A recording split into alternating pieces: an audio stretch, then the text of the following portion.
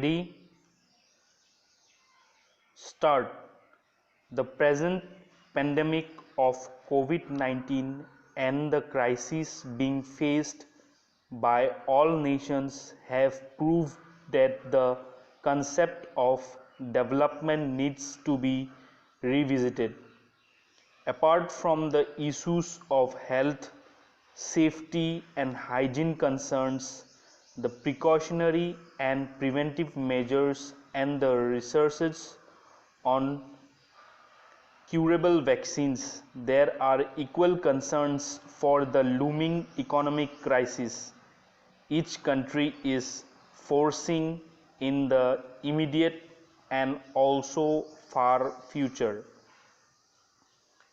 Therefore, two important economic aspects almost everyone is worried about are the availability of everyday needs and basic essentials for livelihood and ways to overcome a badly affected economy in a post COVID scenario.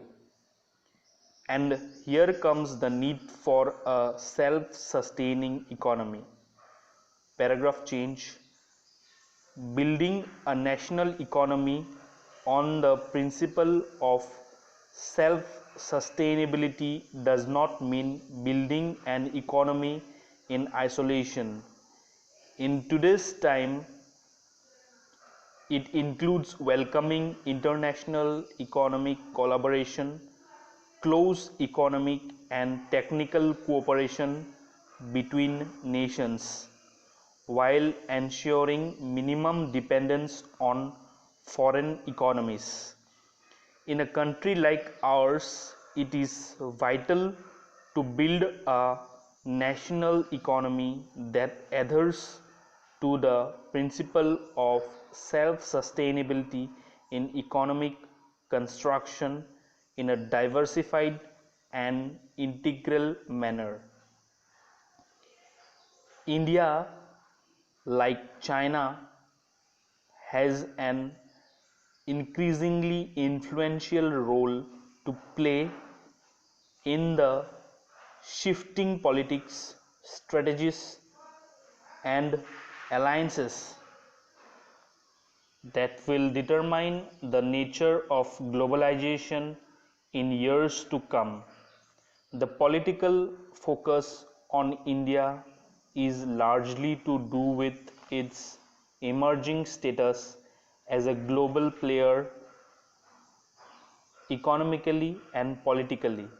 It is being courted by America for the strategic role it can play in balancing China's global expansion and influence. It presents compelling opportunities to the globalizing world with regard to both the market it offers and the cost benefits of a cheaper labor pool. A large number of companies have entered the market attracted by the size of the Indian market with over 1 billion people and a youth population of about 600 million and the low cost base of production. Paragraph change. For a self-reliant economy, apart from the common knowledge of strengthening our indigenous rural industries that had been the backbone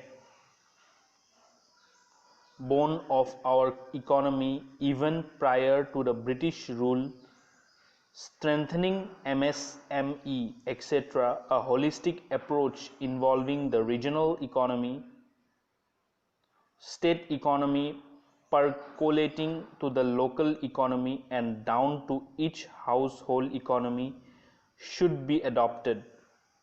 For example, the regional economy should be interconnected as a support to neighboring states, meeting each other's requirement to the maximum extent so as to cut down on cost of transportation of goods from far-flung places.